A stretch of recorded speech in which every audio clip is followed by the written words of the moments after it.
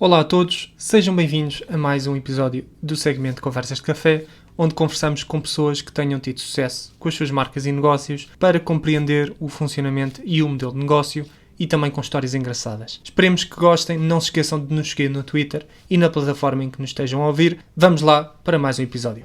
Olá a todos, sejam bem-vindos a mais um vídeo e hoje temos aqui o Tiago, fundador da Wise Mobility. Obrigado, Tiago, por teres vindo. E ia-te passar a palavra para explicar mais ou menos como é que funciona a Wise e o que é a Wise Mobility, por aí. Força. Obrigado, Gonçalo. Obrigado pelo convite e pela visita aqui ao Onoffice Lab, que é a nossa casa. A Wise Mobility é uma startup de impacto que foi fundada há cerca de 3 anos e meio, no verão de 2019. Nós desenvolvemos soluções de micromobilidade combinando tecnologia com veículos elétricos de 2 rodas, scooters, bicicletas, trotinetas. Começámos como eu disse, há cerca de 3 anos e meio com uma operação de mobilidade partilhada, sharing, com scooters, tipo Vespa, aqui na cidade de Lisboa.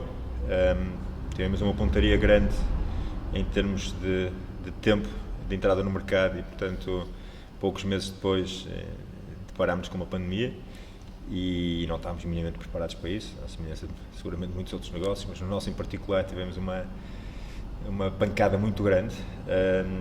O negócio simplesmente parou. Estávamos a chegar à fase de sair de beta e entrar em modo cruzeiro. Tínhamos previsto que os primeiros meses iriam ser de afinação da operação, da equipa, da tecnologia e entraríamos no início de 2020 preparados para começar a fazer concorrência à nossa referência de mercado, que era a Cultra, ou e-Cultra na altura, agora Cultra, novamente.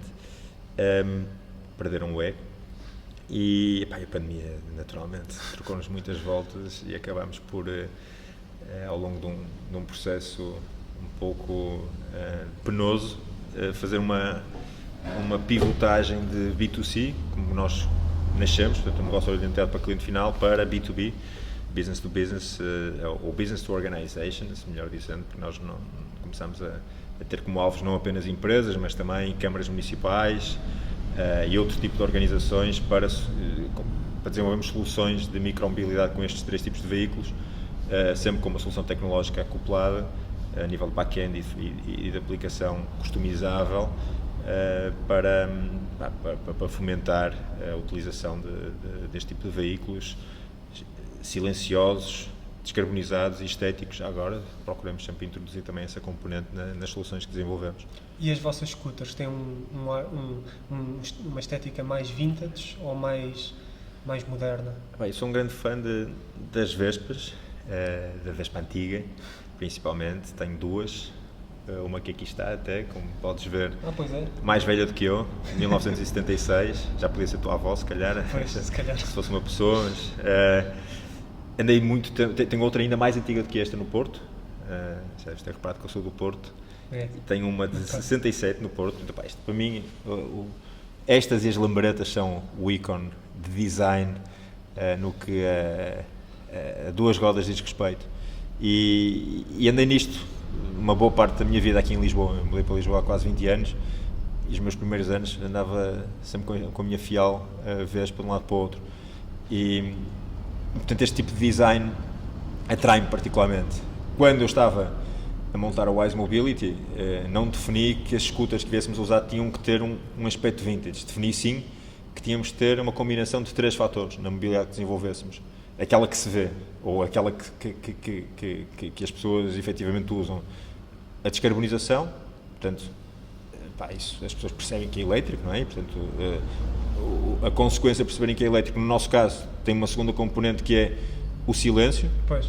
Nem todos os veículos elétricos são silenciosos. Eu acho que têm a obrigação de ser silenciosos para diminuir não apenas a poluição atmosférica, mas a poluição sonora, que acho que é fundamental, é quase tão grave uma como a outra, do ponto de vista de saúde mental das pessoas e de qualidade de vida.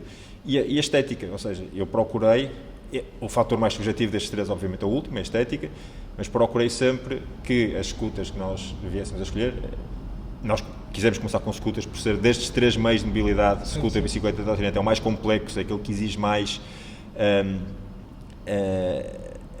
camadas tanto tecnológicas como operacionais, e portanto dominando a scooter para nós passaria a ser mais óbvio, mais natural trabalhar com os outros dois meios de mobilidade, as bicicletas e as trotinetas.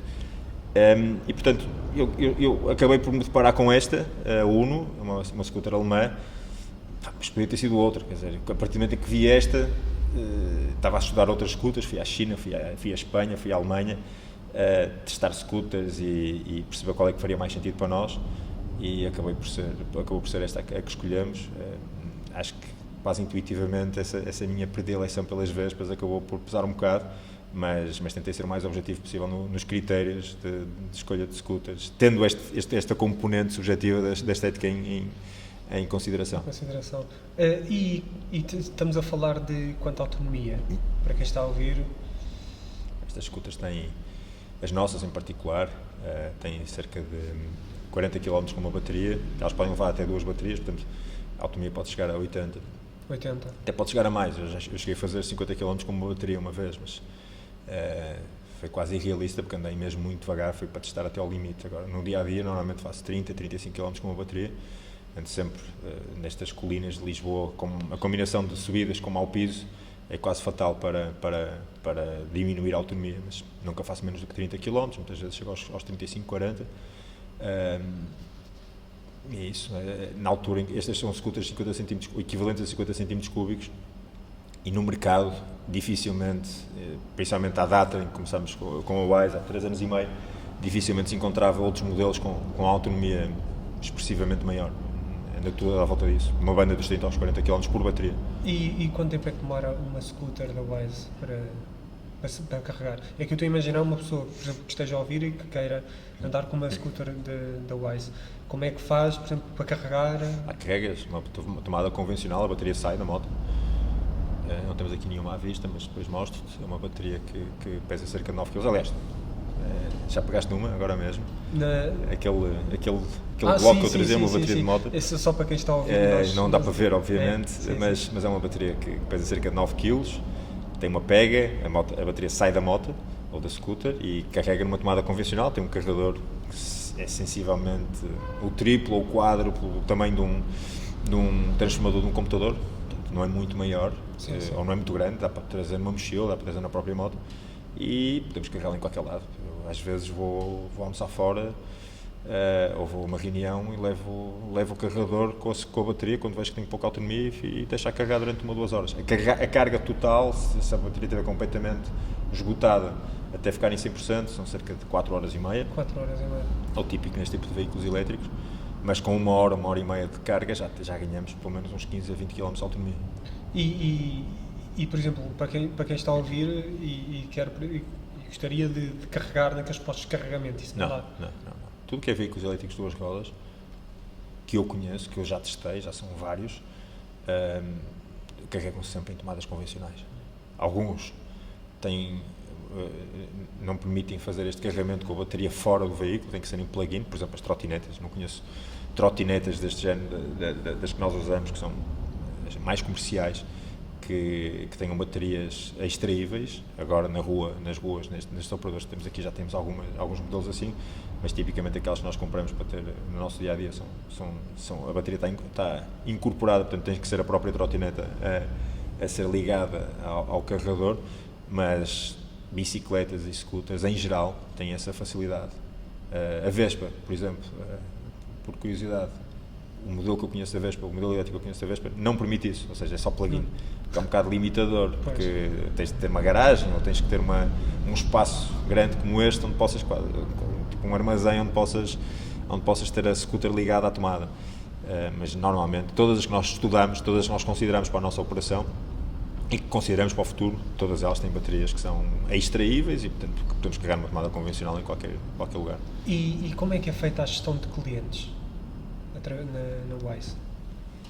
A gestão de clientes, nós hoje em dia estamos muito vocacionados, como eu disse, para organizações, ou seja, o nosso cliente-alvo são empresas, são câmaras municipais, são hubs empresariais, ou seja, não estamos focados no cliente final. Portanto, e estamos numa fase muito jovem da Wise, apesar de já termos 3 anos e meio, a pandemia fez com que nós a pandemia levou a uma realidade que nos forçou a manter-nos num estado, numa fase beta, digamos assim. Ou seja, nunca conseguimos ter estabilidade do ponto de vista financeiro, que nos permitisse ter uma equipa também ela estável e minimamente substancial para dar conta de todos os recados. Portanto, a gestão de clientes é feita um bocado de criação de pipeline, por mim, e tentar converter pipeline em contratos. Normalmente são períodos muito longos, o B2B tem essa característica, o B2B em Portugal em particular, principalmente alguns dos tipos de clientes que nós estamos a atacar, nomeadamente entidades públicas, empresas grandes, etc. São ciclos de decisão que tendem a ser longos, mas basicamente acaba por ser, quer dizer, a gestão de clientes ideal é termos um pipeline muito grande, umas dezenas ou até ultrapassar a centena de clientes potenciais com os quais vamos tendo conversas, vamos tendo propostas a serem estudadas, para depois termos uma taxa de conversão realisticamente entre os 20% a 30%, que nos permita ter contratos que vão surgindo e que vão gerando negócio. A nossa experiência tem sido muito do piloto. Fazer um piloto com esta empresa, um piloto com aquela, que depois pode ou não converter-se num projeto maior, mas ainda há muito esta perspectiva no que a mobilidade elétrica de duas rodas diz respeito. A mobilidade em duas rodas elétrica é quase uma consequência natural. Na minha experiência, as empresas ainda estão muito a palpar a realidade. Em geral, claro que há exceções. E, portanto, encaram isto numa lógica de piloto. Vamos ver se há adesão das pessoas, se os nossos colaboradores derem a isto, se gostam de usar veículos de duas rodas para o seu dia-a-dia, ou seja, as soluções que nós estamos a tentar introduzir neste tipo de organizações é terem as empresas ou estas organizações poderem disponibilizar aos seus colaboradores este tipo de veículos para as suas viagens urbanas do dia-a-dia, seja para ir a uma reunião, seja para ir a um almoço, seja para ir ao ginásio, seja para ir a uma consulta médica, no limite, fora do horário normal de trabalho, poderem usar os veículos para se deslocarem até casa, quando vivam num raio de relativa proximidade do seu local de trabalho. Micromobilidade, por definição, quer dizer, é confortável até aos 7, 8 km, mais do que isso não é impossível. Já fui a Cascais mais que uma vez de moto, mas são veículos lentos, portanto demoram um bocado lá a chegar. Portanto, temos este tipo de soluções que com alguma flexibilidade se podem adaptar, e mesmo do ponto de vista tecnológico, clientes nossos, empresariais, organizacionais que queiram adotar esta solução, podem ter uma aplicação, imaginemos, Santander Mobility, sem querer fazer algum tipo de publicidade. Pensar no Santander porque é um dos nossos bancos de dia-a-dia. Santander Mobility, e como aplicação, com esse nome, os colaboradores podem usar a aplicação no dia-a-dia para as suas deslocações, e o cliente, o nosso cliente, portanto, o banco poderia definir que fora do horário normal de trabalho há um custo associado à utilização dos veículos. Queres levar para casa, pagas um determinado valor para eles poderem pelo menos monetizar o seu custo. A aplicação que nós fornecemos ao nosso cliente B2B permite fazer esse tipo de distinção. Num determinado período de trabalho, num determinado período do dia não pagas, mas tens sempre um cartão de pagamento associado, e fora desse período pagas, porque há uma gateway de pagamentos associada ao back-end, que depois converte através da aplicação. É muito flexível e muito adaptável às necessidades dos nossos clientes. E como é que é feito, por exemplo, o contacto com o fornecedor?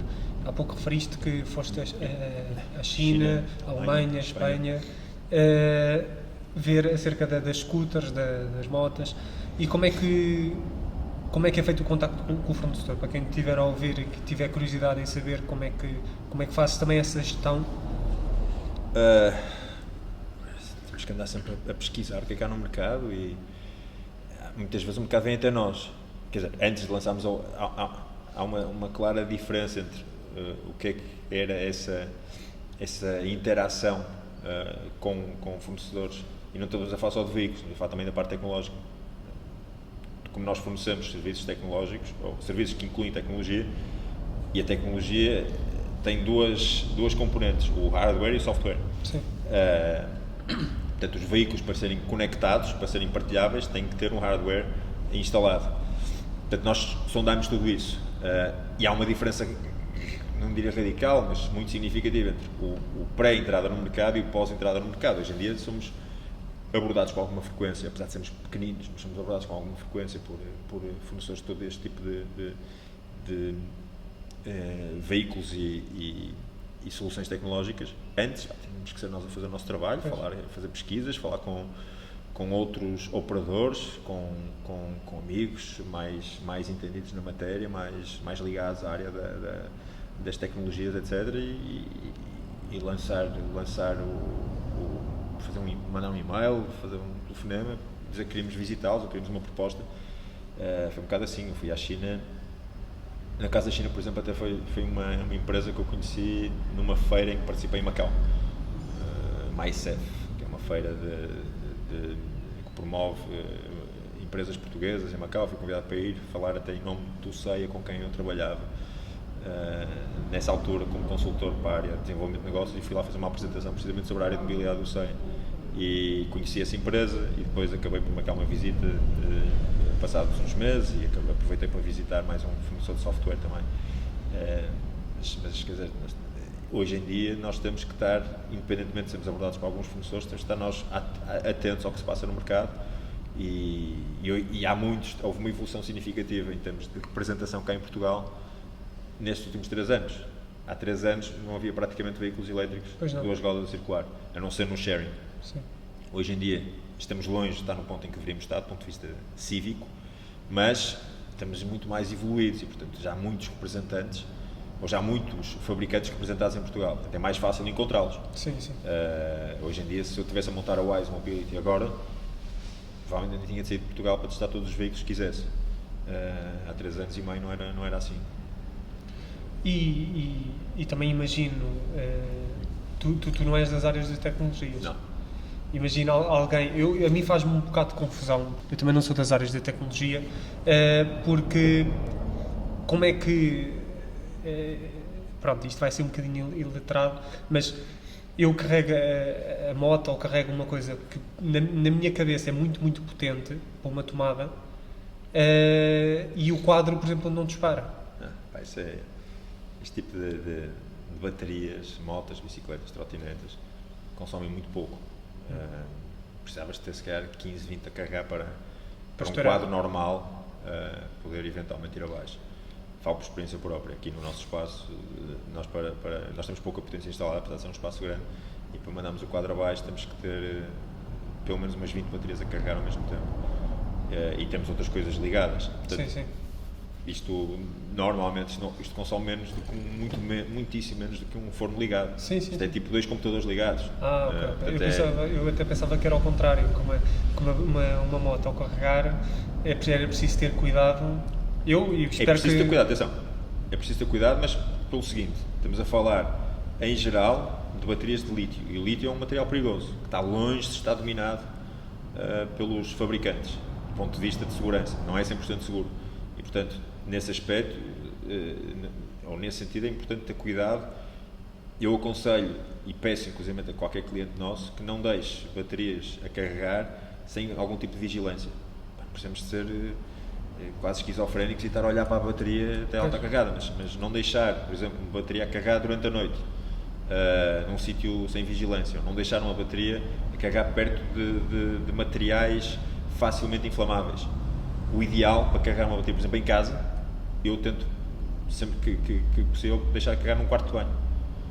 Numa zona restrita, mais exígua em termos de espaço, e se por acaso acontecer algum incidente, que seja fácil de conter o dano. Sim. Porque acontece, nós já tivemos um percalço aqui no nosso espaço, tivemos um incêndio, precisamente com baterias, e quer dizer, ouvimos histórias quase todos os dias de fabricantes, quer de baterias, quer de veículos elétricos, que seja 2, seja 4 rodas, que têm, seja os próprios veículos, até Tesla nós vemos a incendiarem-se por autocombustão, sem se perceber aparentemente qual a causa. Portanto, o lítio é um material que ainda requer uma atenção especial. Precaução. E portanto, nesse sentido é que convém ter cuidado. Agora, do ponto de vista de puxar, do que puxa do ponto de vista de eletricidade, de potência, é muito pouco mesmo. Não há qualquer tipo de restrição a esse nível. E, ou seja, tu falaste há pouco que estás há 3 anos e meio na Wise. Sim. Começaste há 3 anos e meio. E antes disso, estavas neste mundo também da mobilidade? Ou... Estava a aproximar-me cada vez mais da mobilidade, como comentei há pouco. Eu trabalhava como consultor, nos últimos anos antes de montar a Wise, nos últimos 5 anos antes de montar a Wise, trabalhava como consultor para desenvolvimento de negócios. A minha empresa, que é a Unobvious Solutions, soluções não óbvias, e trabalhava como consultor para desenvolvimento de negócios em algumas áreas. Comecei com o CEIA, o Centro de Engenharia, Desenvolvimento de Produto, que está localizado em Matosinhos, com o qual eu pessoalmente trabalho há muitos mais anos, porque anteriormente estava numa empresa de aeronáutica que faz helicópteros, uma empresa grande a nível mundial, e o CEIA era nosso fornecedor. Depois eu despedi dessa empresa, montei esta empresa de desenvolvimento de consultoria em desenvolvimento de negócios internacionais e era consultor para a área aeronáutica do CEIA, para desenvolver o negócio aeronáutico do CEIA, mas comecei a olhar com cada vez maior interesse para a área de mobilidade que eles estavam a desenvolver dentro de casa. O CEIA começou com o automóvel, depois desenvolveu-se para a área aeronáutica, depois para o espaço e pelo meio começou a criar uma espécie de espinha dorsal de mobilidade, muito vocacionado para a sustentabilidade, alinhado com os Objetivos de Desenvolvimento Sustentável da ONU. Foi aí que eu comecei também a ter mais contacto com essa agenda tão importante e tão inspiradora. E, portanto, eu comecei a aprender muito sobre mobilidade e mobilidade partilhada pela minha relação com o CEIA. Tanto que comecei a ser chamado pelo CEIA para participar em alguns eventos ou em algumas conferências, precisamente falando sobre esta área da mobilidade, fazendo apresentações sobre esta área da mobilidade. Uma delas foi essa aí da Macau, em que conheci o tal fabricante que acabei por ir visitar à China. Portanto, e por outro lado, de forma muito intuitiva e muito natural, eu sou um amante da mobilidade de duas rodas na cidade, mais pelo facto de ser alguém que detesta trânsito e detesta perder tempo em deslocações urbanas e gastar tempo e dinheiro escusadamente não só na deslocação, mas depois, quando chegamos ao nosso destino, estacionamento. Sim. E desde que vivi em Lisboa, principalmente, essa intolerância a todas estas contingências e desconfortos provocados pelo trânsito exacerbou-se muito. Portanto, mesmo quando trabalhava no mundo mais corporativo e tinha carro de trabalho, era raríssimo pegar no carro. Usava o carro para ir para o Porto, passar fins de semana, ou para ir para o Algarve, ou para ir para o Alentejo. Era muito raro usar o carro em Lisboa. Andava sempre na minha fiel Vespa. Depois a Vespa começou a ter mais e mais problemas e acabei por substituí-la por outra scooter, mas andava sempre de duas rodas e de scooter em particular. Nunca fui muito amante das motas, das motas grandes, etc.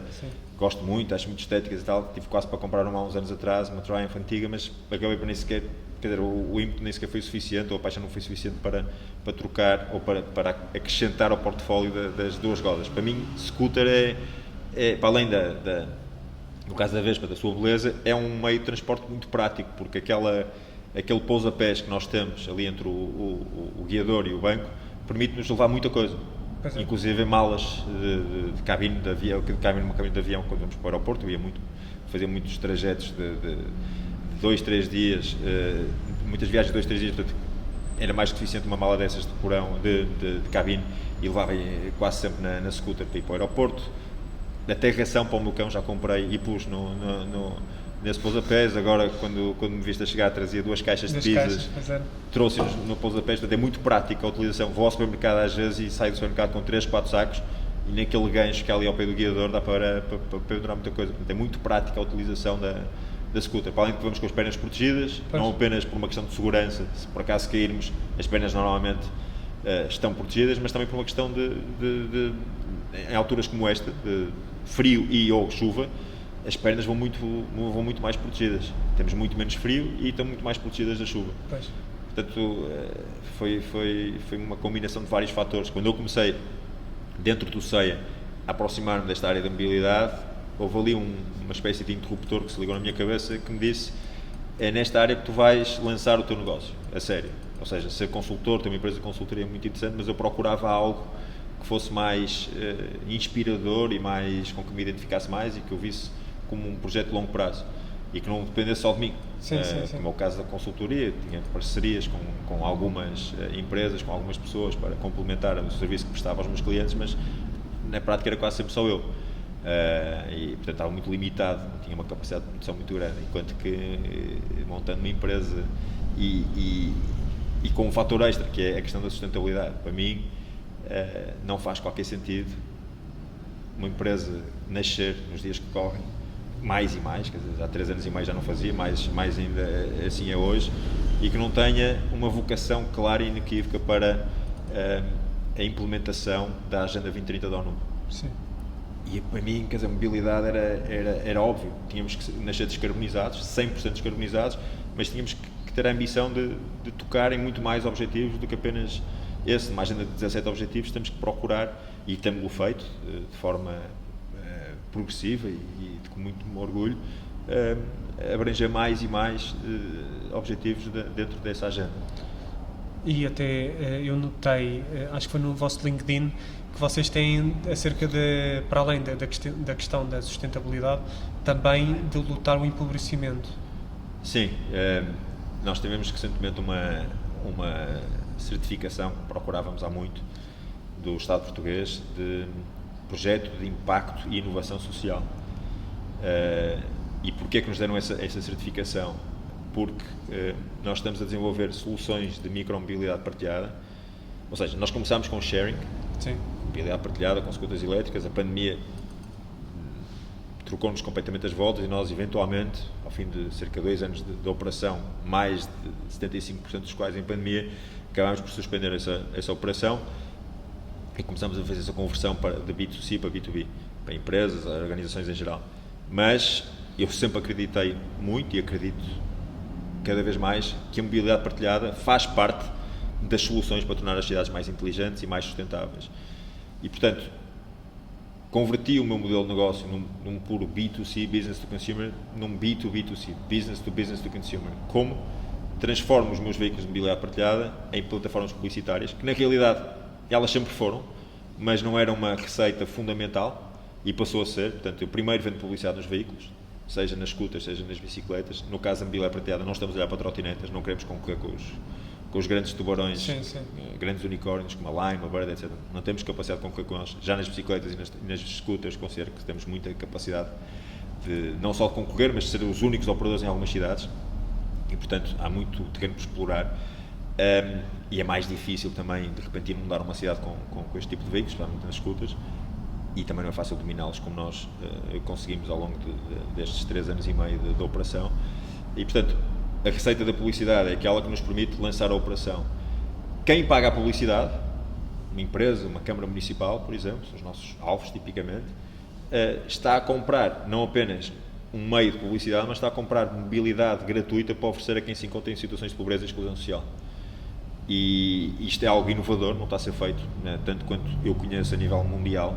Em Portugal seguramente não está, ou seja, no fundo é utilizar o tempo natural de ociosidade dos veículos, a maior parte do tempo dos veículos partilhados, a maior parte do tempo de um veículo partilhado é tempo de paragem. Sim. Por mais que seja, maior que seja a taxa de utilização de um veículo partilhado, nunca excede 20%, e já é muito. Se um operador de mobilidade partilhada tiver 20% do tempo os seus veículos ocupados, a serem pagos para serem utilizados, o negócio é fantástico. Portanto, o que nós queremos é usar este tempo normal de ociosidade para oferecer gratuitamente a utilização dos veículos a quem se encontra nestas situações. Sim. Mobilidade ativa para quem se encontra em situações de pobreza, mobilidade passiva para quem se encontra em situações de exclusão social. E, portanto, este modelo que nós temos vindo a desenvolver, submetemos-lo à apreciação da Portugal Inovação Social, que é uma entidade do Estado que aprecia e avalia, eventualmente dá esta certificação a projetos com uma classificação chamada IES, que é a tal Iniciativa de Impacto e Inovação Social, e por conseguinte isso permite-nos não só ter este selo importante para reforçar o nosso posicionamento de impacto, mas permite-nos também ir a um mecanismo de financiamento que é o Fundo de Inovação Social, gerido pelo Banco de Fomento, que tem alguns mecanismos para financiar estes projetos. E houve alguma vez, aqui para terminarmos o episódio, houve alguma vez que ficaste confuso com algum contacto com um cliente ou que Isto é uma pergunta que nós fazemos a todos os convidados. Nós até, pronto, eu já dei este exemplo várias vezes. Houve um rapaz com quem nós falámos, que tem uma marca de paddle, que fizeram uma encomenda ele normalmente ele no início tinha umas poucas dezenas de encomendas por mês e de repente na Arábia Saudita fizeram uma encomenda de mais de 1000 ou 2000, ou seja, foi de um momento para o outro. Teve uma oferta que não esperava. Houve alguma vez alguma coisa desse género contigo? Com pena minha, nunca tivemos uma situação dessas. Já tivemos abordagens estranhas, nomeadamente uma de alguém que se fazia passar por uma organização africana, uma espécie de CPLP, mas dos países da África do Sul e Ocidente. Não me lembro do nome da organização, mas é uma organização conhecida. Alguém que se fazia passar por ser um representante dessa organização e que nos queria comprar também uma data de veículos, não apenas scooters, mas bicicletas. Teve ali a trocar alguns e-mails connosco. Eu desconfiei logo desde o início, mas o domínio de onde ele nos mandava e-mails era igual ao domínio do site oficial dessa organização. O nome dele aparecia na internet como sendo uma das pessoas da organização. Portanto, aquilo estava relativamente bem feito, apesar de ser para mim um bocado estranho que nos estivessem a abordar do nada. A nós, Wiseman, isto já foi há 2 anos, ainda mais no início da Wiseman. Inicial era a nossa existência e troquei ali, 3, 4 e-mails com a pessoa, não sei se estava a falar com um homem, com uma mulher, supostamente era um homem. E acabei por perceber que aquilo era uma tentativa de esquema. Nem até hoje não consegui perceber bem qual é que era o verdadeiro esquema, porque simplesmente desliguei a ficha, perdi se calhar 1 ou 2 horas da minha vida que podiam ter sido usadas de melhor forma, nomeadamente tanto como o meu filho, se não fosse ao serviço da Wise Mobility. Fiquei um bocado irritado com aquilo, precisamente por ter sido burro ao ponto de não ter percebido logo à primeira, mas não se pode dizer que tenha sido propriamente um cliente, foi uma tentativa de esquema. Mas lá está, não me dediquei muito tempo a pensar no assunto, não percebi até hoje qual é que seria o esquema, porque eles nunca chegaram à fase em que eu acho que iriam chegar, que era pedir-nos uma garantia bancária ou qualquer coisa do género, que era convertível em dinheiro. Quer dizer, eles é que nos iriam pagar teoricamente. Portanto, eu acho que o esquema era este, iriam-nos pedir algum tipo de garantia que eles pudessem depois exercer e tirar-nos dinheiro da conta. Não vejo outra forma, mas eu desisti a tempo, ainda assim não a tempo na minha cabeça que me tivesse evitado perder algum tempo. Clientes, tirando isso, clientes a sério, já tivemos um projeto que foi muito interessante para nós e muito importante para a nossa evolução quando fizemos a transição do cliente final para cliente empresarial, que foi com a Galp. Foi um piloto que nunca teve grande visibilidade a nível público, mas que foi um piloto muito interessante para nós em termos de aprendizagem e estávamos ali com uma boa ameaça, que era, se aquilo passasse de piloto a projeto em formato normal, a Wise podia ter explodido, e acabou por não acontecer. Houve ali várias mudanças de orientação estratégica, etc. E acabou por não passar de piloto. Ainda assim foi muito interessante para nós, mas a nível de um cliente que nos possa ter dado uma experiência boa e ao mesmo tempo uma perspectiva que estávamos numa corda bamba, se caísse para um lado era excelente, se não caísse mal nunca seria, porque já tínhamos feito a nossa aprendizagem e tínhamos também faturado relativamente bem a nossa pequena dimensão. Acho que nomearia esse episódio como, não posso entrar em grandes detalhes. Sim, claro. Mas Galp, obviamente, sendo a maior empresa portuguesa e estando ligada a esta área da mobilidade, para nós não foi uma referência, sempre esteve connosco na área da mobilidade partilhada, patrocinavam as nossas motas, apesar de o modelo, a venda de publicidade não ser inicialmente para nós uma receita fundamental. Eu sempre procurei vendê-la, sempre vi como óbvio a transformação dos veículos em plataformas publicitárias, até porque existem outros modelos a nível mundial em que isso acontece, nomeadamente bicicletas, e pronto, e depois tivemos este segundo projeto com eles que podia ter corrido ainda melhor, mas foi excelente para nós e fornecemos toda uma solução tecnológica, ou seja, nós tivemos a fornecer à Galp, já agora aqui uma nota curiosa, nós tivemos a fornecer à Galp uma solução tecnológica que a Galp teoricamente até tinha dentro de casa e preferiu contratar-nos a nós, que não somos desenvolvedores de tecnologia, nós contratamos tecnologia com recursos nossos, ou seja, temos um CTO que nos permite fazer essa curadoria e elencar todos os requisitos tecnológicos, etc. Mas depois vamos buscar fora de casa, porque não temos ainda suficiente